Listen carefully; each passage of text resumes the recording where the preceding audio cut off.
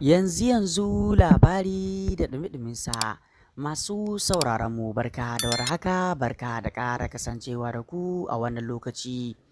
Za ku ji cewa kotu ta yanke wa ɗan China da ya kashe budurwarsa 'yar jihar Kano hukuncin kisa. Turƙa shi.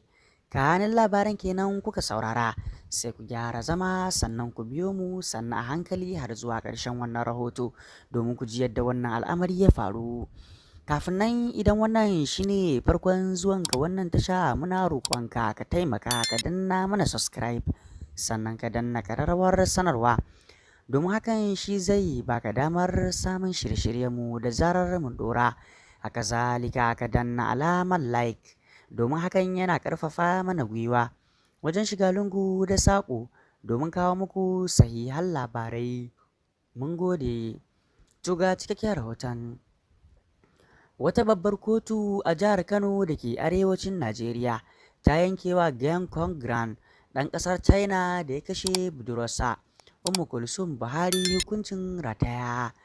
Kotun ta samu Kongdon da laifin kisan Ummu Kulsum wacce aka fi sani da Ummita, laifin da ya saba wa sashi na 221 na kundin dokokin laifuka na jihar Kano.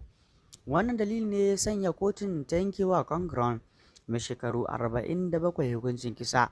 Za a iya tuna cewa a ranar 16 ga watan Satumbar shekara ta 2022 ne Kongrang ya caccaka budurwar tasa Ummi ta wuƙa har ta wuce har ta ce gagarin kunan a gidansu da ke unguwar Jambulo a jihar Kano. To Allah kyauta, muna fata wannan hukunci da kotu ta yankewa wannan ɗan China za a zartar da shi. Muna kuma fata Allah maɗaukin sarki ya kare mu da faɗawa cikin al'amari na tsautsayi ko kuma abin da zai ja mana da na sani. Mun gode da ziyartar wannan tasha tamu, ku huta lafiya, bisalam.